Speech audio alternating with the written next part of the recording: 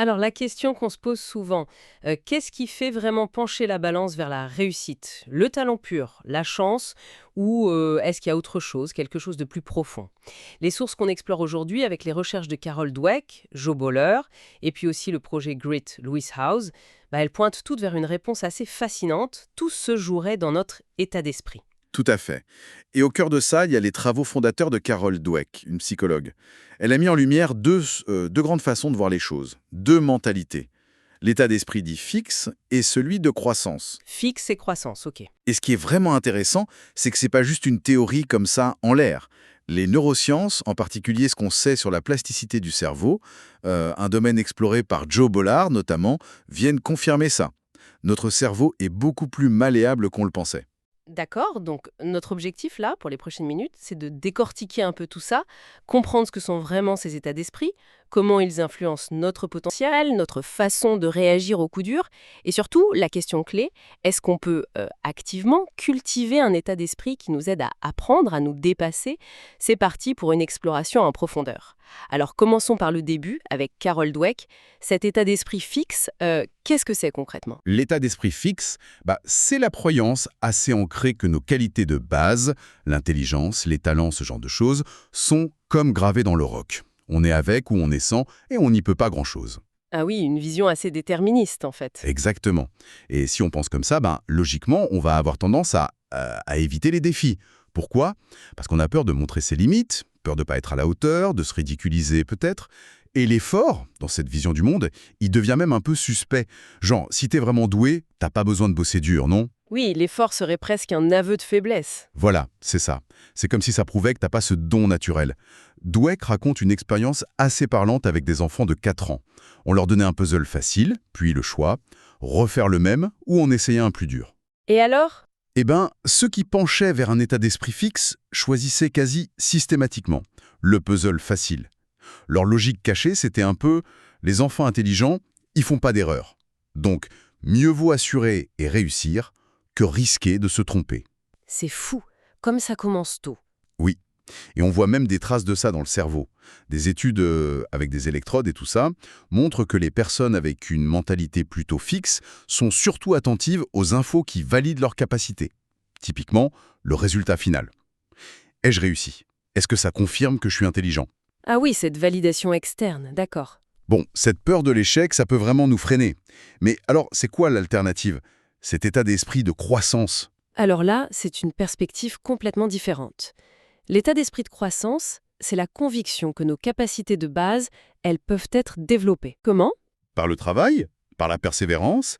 Par l'apprentissage tiré de nos expériences?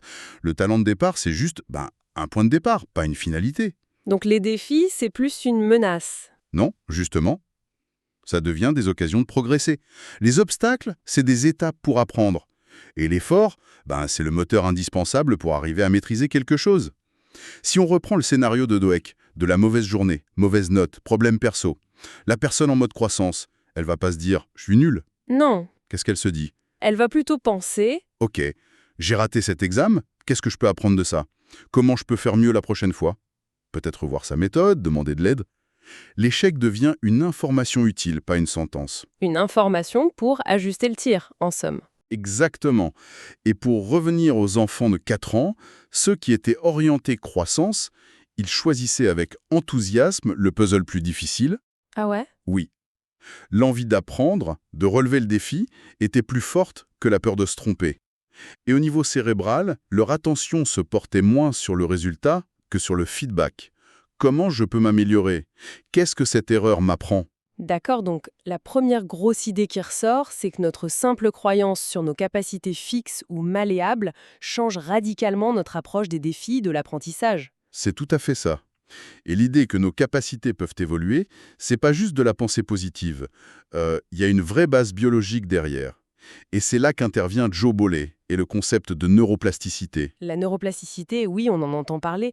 Ça sonne un peu complexe, mais l'idée de fond est assez incroyable, hein. Carrément révolutionnaire, oui.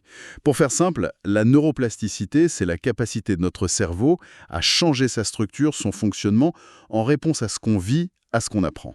Chaque fois qu'on apprend un truc nouveau, qu'on s'entraîne, eh bien on crée ou on renforce des connexions entre nos neurones. Le cerveau, il n'est pas figé après l'enfance, il continue de se réorganiser tout le temps. Et il y a des exemples concrets de ça? Ah oui, un exemple classique, c'est celui des chauffeurs de taxi à Londres. Ah oui, je crois voir. Voilà. Pour avoir leur licence, ils doivent mémoriser, mais vraiment, un plan hyper complexe de milliers de rues. Des études ont montré que cet entraînement intensif entraînait un développement visible de l'hippocampe. L'hippocampe. Oui, c'est une zone du cerveau super importante pour la mémoire spatiale. Leur cerveau s'est littéralement modifié grâce à cet apprentissage intensif. C'est dingue. Il y a même des cas plus extrêmes, comme celui de cette jeune fille, Cameron Mott, dont parle Boiler. Elle a subi une opération très lourde où on lui a enlevé tout un hémisphère du cerveau. Carrément. Et alors? Eh bien, l'autre hémisphère a progressivement réussi à reprendre une partie des fonctions qui avaient été perdues. C'est une illustration spectaculaire de la capacité d'adaptation du cerveau. C'est fascinant. Mais alors, il y a un paradoxe, non? Qui est souligné d'ailleurs par Boiler et aussi dans les sources GRIT. Parfois, ce sont justement les personnes qu'on voit comme douées qui sont le plus coincées dans un état d'esprit fixe. Oui, c'est le piège de l'étiquette talentueux ou doué. Si tu crois que ton succès vient juste d'un don inné, tu développes une peur bleue de l'échec. Pourquoi? Parce que échouer, ça remettrait en cause cette identité même de personne douée. Dweck donne l'exemple de Billy Beane, le manager de baseball rendu célèbre par le film Moneyball. Ah oui? Il était considéré comme un prodige quand il était joueur, mais il avait un mal fou à gérer la moindre contre-performance. Au lieu d'analyser, d'apprendre, il explosait de colère ou il se décourageait. Et ça a freiné sa carrière de joueur, malgré son potentiel énorme. Sa mentalité fixe le bloquait face à l'adversité. Ça nous amène à un point hyper important. Comment ces deux mentalités redéfinissent complètement notre rapport à l'échec? Alors, pour la mentalité fixe, l'échec s'est vécu comme une catastrophe personnelle. C'est une preuve d'incapacité. C'est pas « j'ai échoué », c'est « je suis un échec ». Waouh, c'est violent comme perception. Oui, c'est une attaque directe à l'identité. L'exemple tragique du chef Bernard Loiseau, que mentionne Dweck, est glaçant. La simple peur de perdre une étoile Michelin l'aurait plongé dans une détresse telle. Ça montre la puissance destructrice de cette peur de l'échec quand elle est liée à l'identité. Alors qu'avec une mentalité de croissance, j'imagine que c'est un tout autre regard. Ah oui, complètement différent. L'échec, c'est plus une fin en soi. Ça devient une information, un retour d'expérience qui dit « Ok, cette approche-là n'a pas marché. Qu'est-ce qu'on peut essayer d'autre? Qu'est-ce que ça nous apprend ?» Donc, au lieu d'être démoralisant, ça peut même devenir un moteur. Exactement. Un moteur pour ajuster sa stratégie, pour travailler plus ou différemment. On pense souvent à Michael Jordan comme l'incarnation du talent pur. Mais Dweck et Bowler rappellent son parcours. Oui, c'est un super exemple, hein. Il n'a pas été pris dans l'équipe du lycée au début. C'est vrai. Ignoré par l'université qu'il visait, choisi seulement en 3e position à la draft NBA, et sa réponse à chaque fois, c'était pas le découragement. Non, c'était quoi? C'était de s'entraîner encore plus dur pour combler ses lacunes. Sa grandeur, elle s'est construite sur cette capacité à transformer les revers en carburant pour progresser. Impressionnant. Absolument. Et ça nous amène directement à la question de l'effort et de la difficulté. Pour la mentalité fixe, si tu dois faire beaucoup d'efforts, c'est que t'es pas vraiment doué. L'effort est presque un signe de faiblesse. On cherche donc à éviter ce qui est dur. Alors que pour la mentalité de croissance, l'effort, c'est la clé en fait. Précisément, l'effort n'est pas juste nécessaire, il est valorisé. C'est le processus par lequel on développe nos compétences. Les personnes avec cette mentalité, elles recherchent même une certaine dose de difficulté. Ah bon? Pourquoi? Parce que c'est là qu'elles sentent qu'elles apprennent le plus. Et Jo Bowler, elle va même plus loin. Elle affirme que la difficulté et même les erreurs sont essentielles à la croissance du cerveau. Les erreurs sont essentielles. Oui, se tromper, chercher, lutter pour comprendre, c'est ça qui stimule le plus nos neurones, qui renforce les connexions. C'est un peu comme un muscle, quoi. Il se développe quand on le sollicite, quand ça tire un peu. Mais si les erreurs sont bonnes pour le cerveau, ça remet en question pas mal de choses dans l'éducation, non? Par exemple, cette obsession de la vitesse, surtout en maths. Tout à fait. Bowler critique très fortement l'accent mis sur la rapidité. Les tests chronométrés, dit-elle, ça génère beaucoup d'anxiété chez plein de gens. Et cette anxiété, ça bloque ce qu'on appelle la mémoire de travail. La mémoire de travail. Oui, c'est l'espace mental où on manipule les informations pour réfléchir. Si elle est bloquée par le stress, on peut plus réfléchir correctement.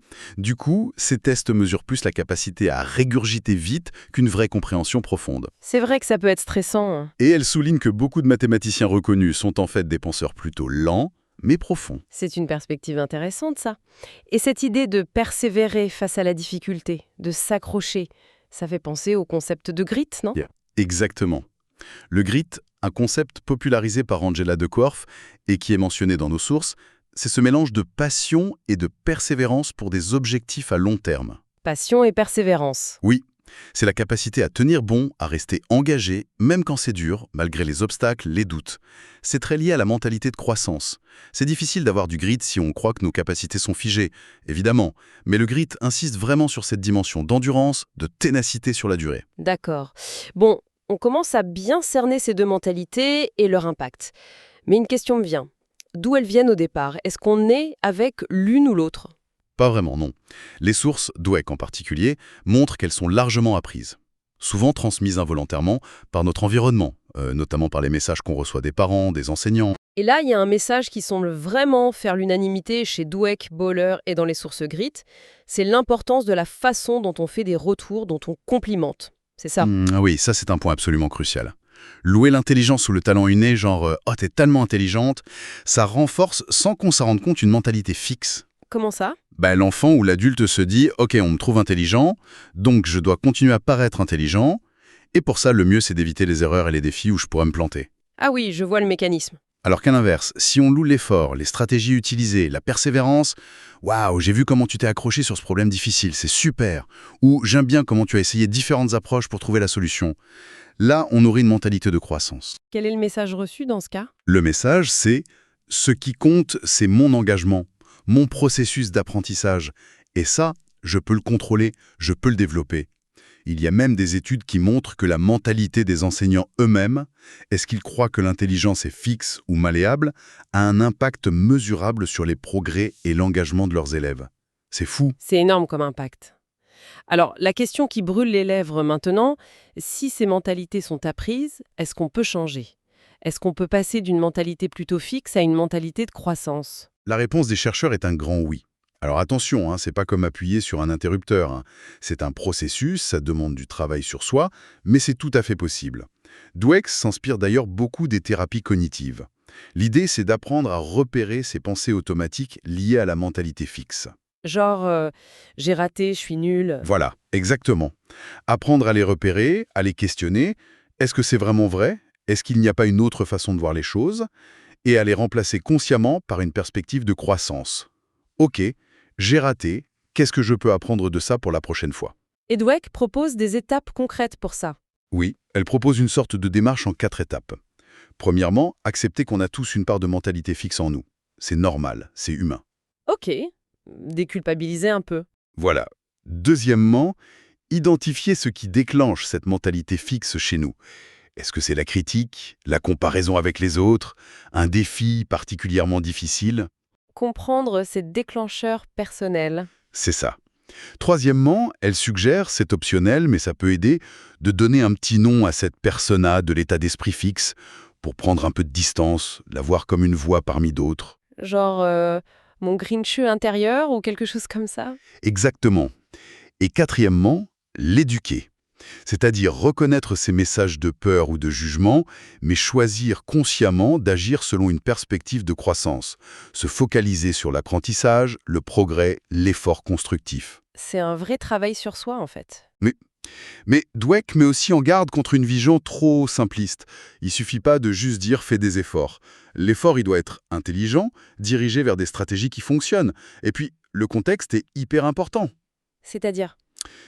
Cultiver la croissance, c'est aussi la responsabilité des environnements, les écoles, les entreprises, les familles, de créer une culture où l'apprentissage est vraiment valorisé, parfois plus que la performance immédiate.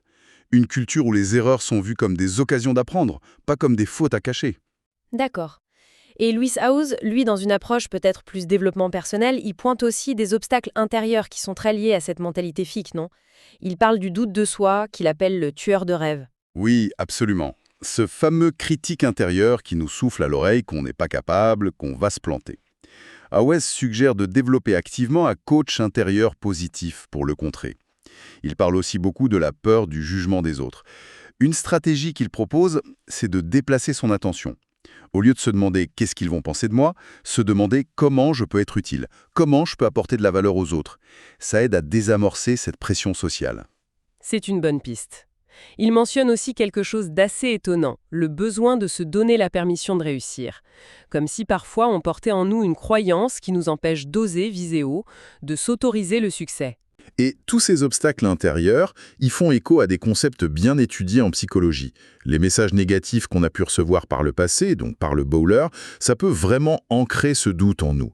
Et il y a aussi ce phénomène important qu'on appelle le stéréotype de menace. Le stéréotype de menace ? Oui, c'est quand on appartient à un groupe qui est visé par un stéréotype négatif, par exemple les filles et les maths, ou certains groupes minoritaires dans certains domaines, eh bien, la simple conscience de ce stéréotype peut créer une pression supplémentaire qui sabote la performance, même si on n'y croit pas personnellement.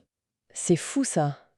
Le simple fait de savoir que le stéréotype existe peut nous affecter ? Oui, c'est comme si ça activait une sorte de mentalité fixe temporaire, la peur de confirmer le stéréotype. Et là aussi, les interventions sur la mentalité de croissance peuvent avoir un rôle à jouer. Oui, plusieurs études montrent qu'enseigner aux gens que l'intelligence et les capacités sont malléables peut aider à contrer ces effets négatifs. Ça redonne un sentiment de contrôle et ça diminue l'anxiété liée aux stéréotypes. Intéressant. Mais encore une fois, l'environnement compte énormément. Ces interventions marchent mieux si elles s'inscrivent dans une culture, que ce soit à l'école ou au travail, qui valorise réellement l'apprentissage pour tous et la persévérance face aux difficultés. Et il y a d'autres facteurs qui semblent importants pour nourrir cette croissance ETI ? La collaboration, par exemple ? Oui, la collaboration, c'est clé. Apprendre ensemble, voir que les autres aussi galèrent parfois, qu'ils font des erreurs, ça normalise l'effort et la difficulté.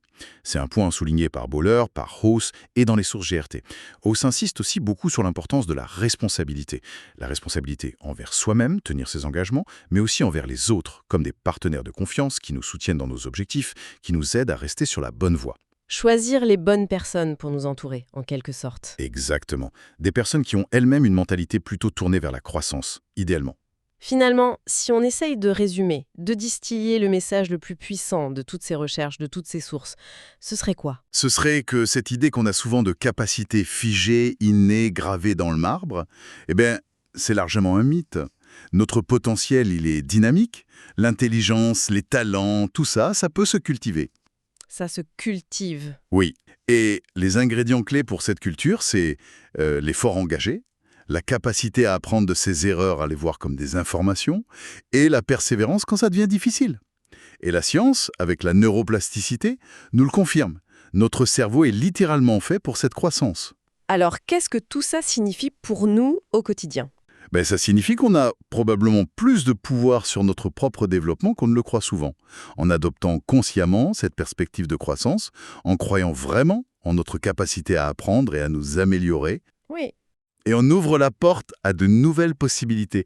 On ose davantage essayer, on apprend plus efficacement de nos expériences.